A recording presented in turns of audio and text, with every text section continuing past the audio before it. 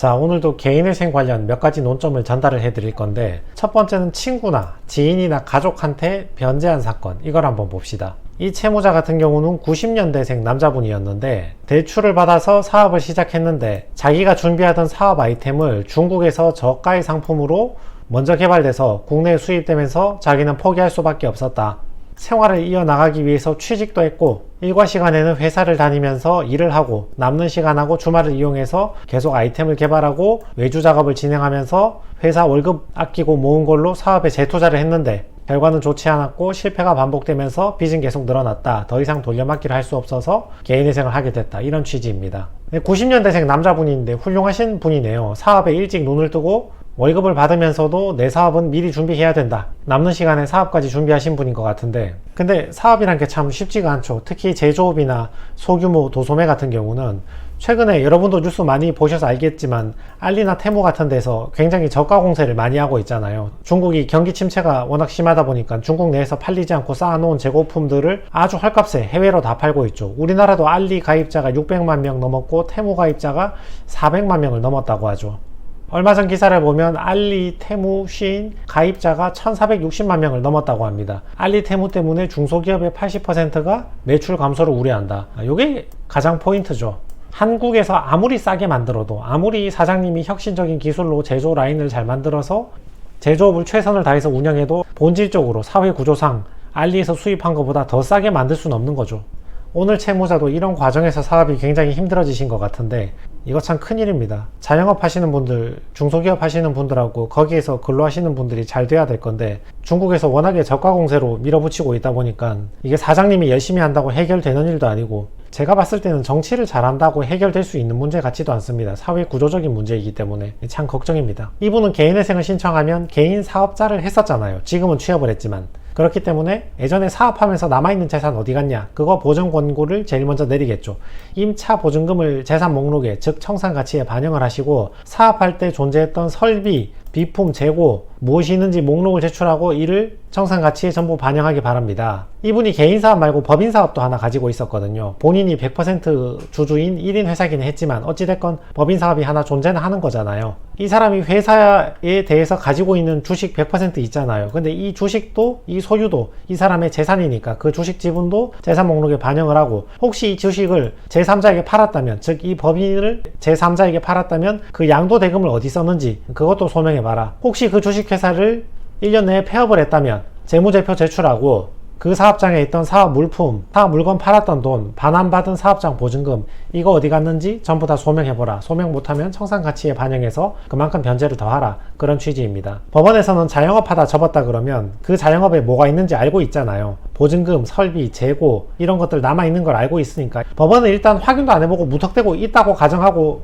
반영을 하라고 던집니다. 던지면 변호사가 그 보증금 같은 경우는 월세를 못 내서 전액 공제가 됐다, 보증금을 일부 돌려받거나 설비 재고를 팔아서 일부 금액이 있긴 했는데 그거는 기존 채무에 상환해서 남은 게 없다, 이런 식으로 설명을 해줘야 됩니다. 변제 계획표 한번 봅시다. 이분 월급이 280만원 정도 됐거든요. 23년도 이 당시에 1인 생계비는 125만원이었는데 기타 등등 추가 생계비를 합쳐서 155만원 인정을 받았습니다. 그래서 280만원 빼기 155만원 해서 월 125만원 변제하는 걸로 36개월 변제하니까, 여기 36회 적혀있죠. 전체 4,400만원 정도 변제하는 걸로 개시결정을 받았습니다. 청산가치가 40만원 밖에 인정 안 됐죠. 이분이 예전에 사업 경영할 때 가지고 있던 점포 보증금하고 사업 비품, 설비, 재고 이런 것들 남아있는 게 하나도 없다는 걸 설명했고, 특히 이분 같은 경우는 친구한테 변제한 금액이 좀 있었거든요. 장사할 때 마지막에 잘 안 되니까 친구한테 빌린 돈이 있어서 그것만 좀 갚았는데, 다행히 요거는 법원에서 크게 문제를 삼지 않고 청산가치에서 전부 제외해주고 아주 소액만 반영이 되었습니다. 사업상 발생한 채무가 2억 7천만원 정도 됐는데 그 중에서 4,400만원을 변제하고 나머지는 탕감을 받게 되셨죠. 그게 전체 채무액 중에서 16%를 변제하고 84%를 탕감받게 되는 결과입니다. 이분의 개인회생 개시 결정입니다. 개인회생 절차를 개시한다.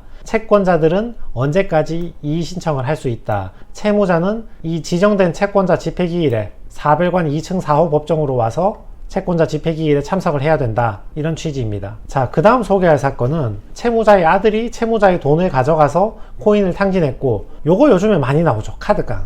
요거 있는 사건입니다. 연배가 좀 있는 사모님이시고 성인 아들이 한 명 있었습니다. 이분 진술서의 일부를 보시면 아들도 개인 신변 때문에 힘든 일이 많아서 방황하고 있는 중이었기 때문에 제대로 된 직업을 구하지 못하고 채무자 어머니에게 손을 벌리는 일이 많았고, 어머니가 아들이 너무 안쓰러우니까 대출 받아가지고 돈을 빌려서 아들한테 준 거죠. 근데 나중에 알고 보니까 아들이 그 돈을 코인으로 탕진했습니다. 그리고 연매장 직원에게 카드를 빌려주어 카드깡 사기를 당했습니다. 요거 그 카드깡 하신 겁니다.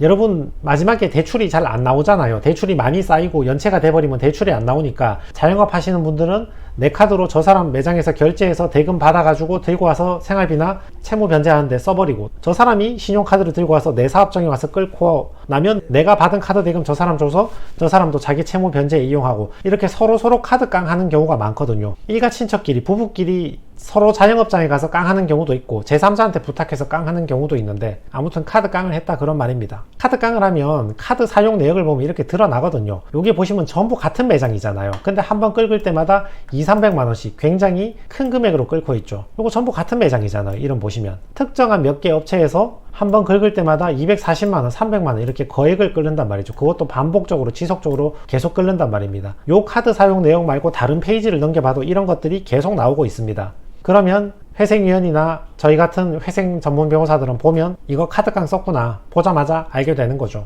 여기 김모 씨한테 670만원, 15만원, 180만원, 120만원 계속 이체해주고 있는데 이 사람이 아들입니다. 법원 입장에서 할 말은 정해져 있죠. 그 카드깡 한 금액, 그 굉장히 부당하게 쓴 그 금액, 그리고 아들한테 증여한 금액, 친인척 가족한테 증여한 금액이니까 청산가치 반영해라. 우리 채무자는 청산가치보다 변제를 더 많이 해야 되죠. 그래서 청산가치에 반영을 하라는 말은 변제를 더 하라는 말입니다. 부당하게 썼다고 보이는 그 금액 전부 다 변제에 투입하라 그런 말이죠. 그럼 변호사는 또 사정을 해야죠. 아들이 이런저런 사정이 있어서 실직하고 지금 직업도 없고 소득도 없는데 그 아들 최소한의 생계비 쓰라고 내가 준 것이다. 카드깡을 하긴 했지만 이렇게 저렇게 대금을 주고 받아가지고 마지막에는 내가 받아서 나의 기존 채무를 변제하는 데 썼지 다른 데 쓴 거 없고 사치나 탕진한 거 없다. 이렇게 구구절절 설명을 해서 청산가치에 반영하지 말아달라고 선처를 구하는 거죠. 이분 같은 경우는 운이 좋게 카드깡 했던 거랑 아들한테 증여한 거는 거의 다 청산가치에서 제외됐고, 회생위원께서도 사정이 딱하니까 봐주신 것 같아요. 채무자 사모님께서 연배도 꽤 있으신데 힘들게 자영업 하시는 걸 보니까, 또 아들도 뭐 하는 일이 잘 안 돼서 상실감에 빠져서 저렇게 있으니까 카드깡 한 것도 채무자가 어디 사치나 탕진으로 쓴 게 아니라 기존 채무 변제 취지에 사용한 거니까 더 이상 문제 삼지 않고 넘어갔습니다. 변제 계획표를 보시면 이분이 한 달에 사업소득으로 순이익으로 한 250만원 정도 버시는데 월 생계비 163만원 뺐거든요. 내가 나이 많은 남편도 생계를 책임져야 된다는 것을 이유로 1인 생계비보다 조금 더 인정을 받았죠. 그래서 월 87만원 변제하는 걸로 결정을 받고 87만원 곱하기 36개월 하면 대략 3,100만원 정도 변제하게 되셨습니다. 그게 자기 채무의 36%를 변제하고 64%를 탕감받는 것입니다. 전체 채무의 8,600만원 중에서 3,100만원 변제하고 나머지는 탕감받게 되셨죠. 자, 그래서 친구나 가족이나 지인한테 변제한 금액이 있다거나 자녀한테 증여한 금액이 있다, 그리고 카드깡을 했다, 이런 분들은 원칙적으로는 그런 금액들이 청산가치에 반영되는 것이 맞지만 경우에 따라서 법원이 살펴보고 그럴 만한 정당한 사유가 있었다면 청산가치에 반영하지 않고 선처를 해주고 좋은 조건으로 통과시켜주는 경우도 많으니까 그런 사유가 있다고 너무 절망하지 마시고 힘을 좀 내시기 바랍니다. 이상입니다.